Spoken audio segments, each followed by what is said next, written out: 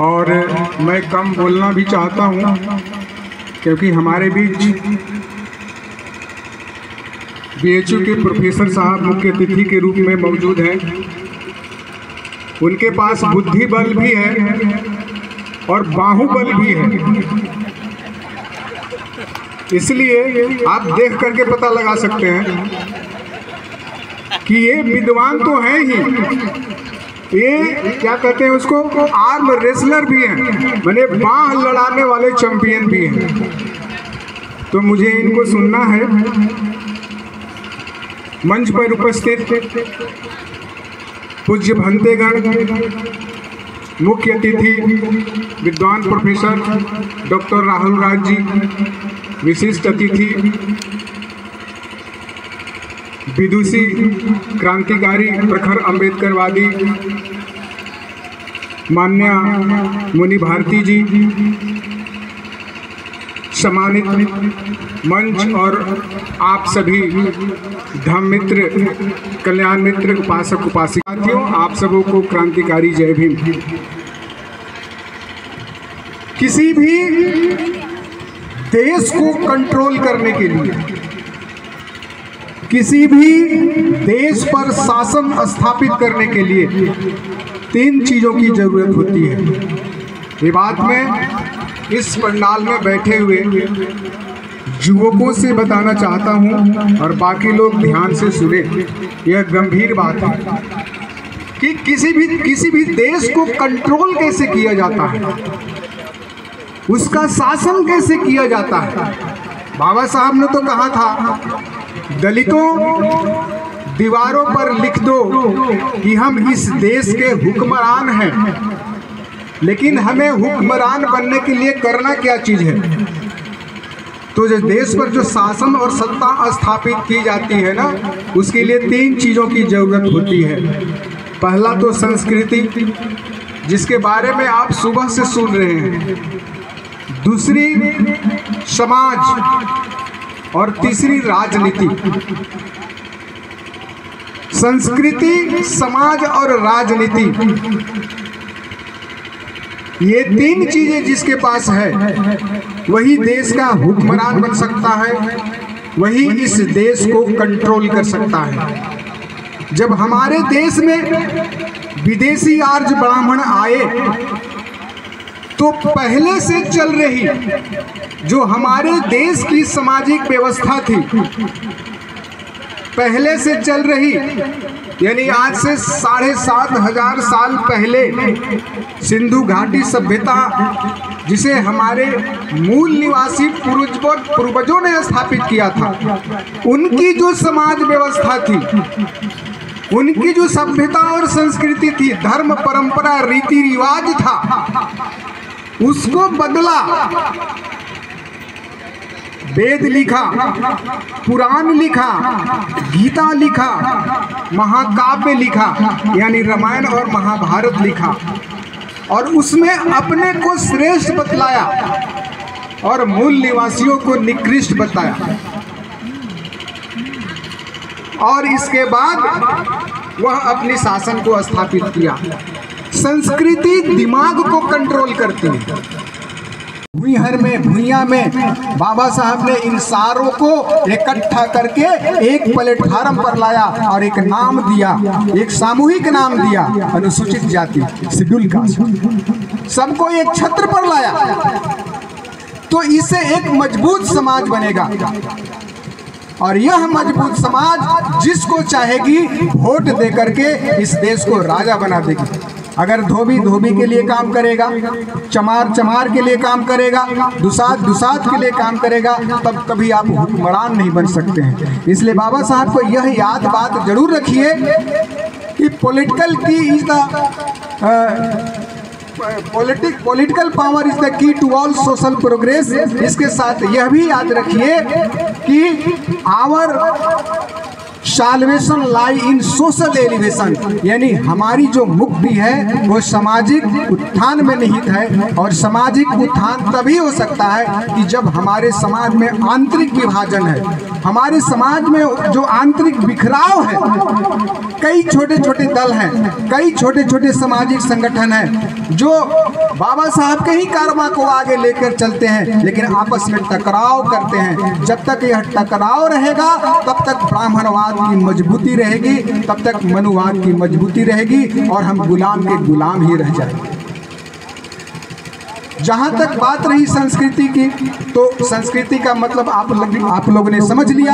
हमारी बोली, हमारी भाषा, हमारी साहित्य, हमारी कला, हमारी दर्शन, हमारा परंपरा, हमारी वेशभूषा, पहनावा, ये जो है यह संस्कृति है। तो अभी तक चूंकि हमारे पूर्वजों ने हजारों हजार साल गुलामी के बेड़ियों में जकड़ा रहा था, मनुवाद के गुलामी में, इसलिए उनके अंदर में जो संस्कार है वो मनुवाद का संस्कार है।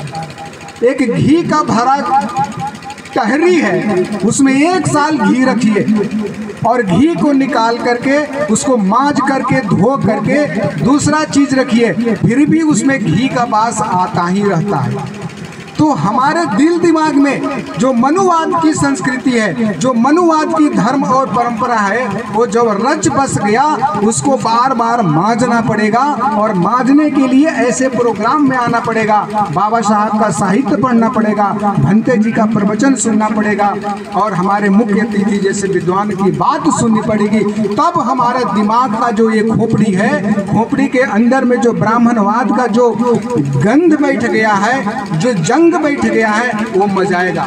तो हमें सबसे पहले अपनी संस्कृति को मजबूत करना है। जिसकी संस्कृति नहीं होती है उसका सत्ता नहीं होता है। जब मुगल आविष्कार हुआ और उन्होंने उस आधार पर इस देश में सत्ता और संविधान को स्थापित किया, जब हमारे देश में आए तो इंग्लिश का प्रादुर्भाव हुआ और जब आर्य आए तो वैदिक संस्कृति लागू हुई। वैदिक संस्कृति क्या है? 4 वर्ण व्यवस्था के आधार पर समाज, और 4 वर्ण व्यवस्था के आधार पर जो समाज है उसमें हम सबसे निचले वर्ण में हैं और निचले वर्ण को कभी ऊपर के बराबरी में नहीं आना है।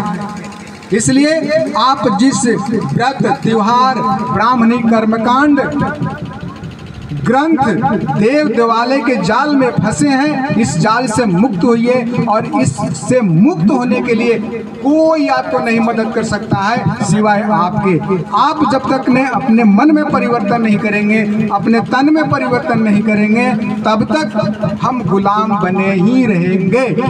यह है हमारी बाबा साहब का आदेश।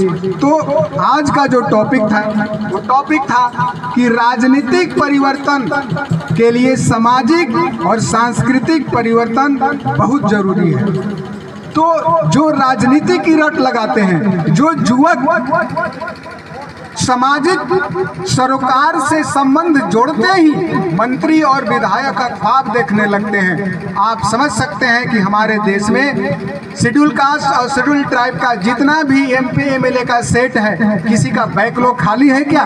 सब भरा का भरा है। तो आप मंत्री विधायक बन करके आप रातों रात कौन सा समाज में परिवर्तन ला सकते हैं? इसलिए आप संस्कृति और सामाजिक दृष्टिकोण से समाज और संस्कृति को बदलने के लिए प्रयास कीजिए। मान्यवर कांशीराम ने 20 साल समाज में काम किया, 20 साल उन्होंने बाम सेट में काम किया, तब जाकर के BSP को स्थापित किया।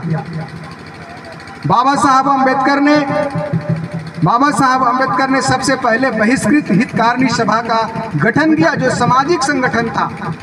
उन्होंने सभी को शिक्षित किया। हमारे लोग शिक्षित नहीं थे, समझदार नहीं थे और राजनीति का उनके अंदर में कोई सोच नहीं था। जब कुछ लोग शिक्षित होने लगे तब उन्होंने 1936 में इंडिपेंडेंट लेबर पार्टी की स्थापना किया। और यह जो पार्टी थी वो सत्ता बनाने के लिए नहीं थी, लोगों के अंदर राजनीति की सोच पैदा करने के लिए थी, क्योंकि हमारे अंदर राजा बनने की कोई ताकत सोच ही नहीं था, हम तो गुलाम थे। भगवान बुद्ध को देखें, भगवान बुद्ध तो राजा का बेटा थे, उनका राजमहल था, राजरानियां थी, राज सत्ता थी। उन्होंने सत्ता को छोड़ करके नाद किया, बुद्ध नाद किया। आज हमारे लोग चीवर ग्रहण करके, आज साधु संत का वेश पहन करके राज सत्ता के लिए ललायित है, लेकिन बुद्ध ने राज सत्ता को छोड़ करके चीवर ग्रहण करके मानवता के लिए, स्वतंत्रता, समानता और बंधुत्व के लिए 45 साल संघर्ष किया।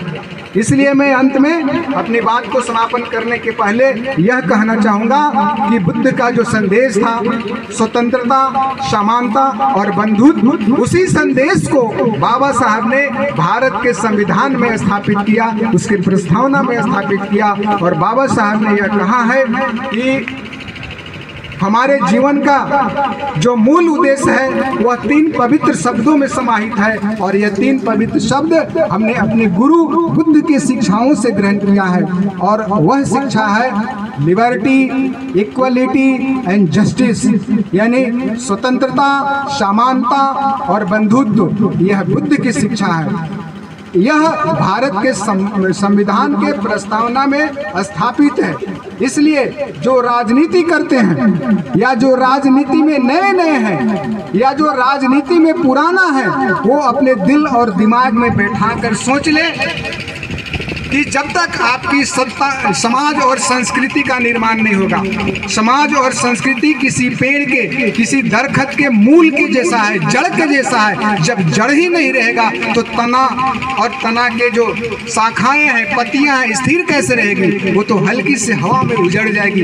यही कारण है कि हमारे लोग मंत्री बनने के बाद भी 10 साल के ब्राह्मणों के पैर छूते हैं कि नहीं छूते हैं? क्योंकि उनके दिमाग से जो ब्राह्मणवादी, मनुवादी का जो संस्कृति का भय वो गया नहीं है। इसलिए मेरे दोस्तों, मेरे भाइयों, मेरे माताओं, मेरे बहनों, जब तक आप मनुवाद को पकड़े रहोगे कभी हुक्मरान नहीं बन सकता हो, कभी आप पॉलिटिकल पावर को नहीं ग्रहण कर सकते हो। और जब तक पॉलिटिकल पावर नहीं आएगा आपकी समस्या की ताला नहीं खुलेगी।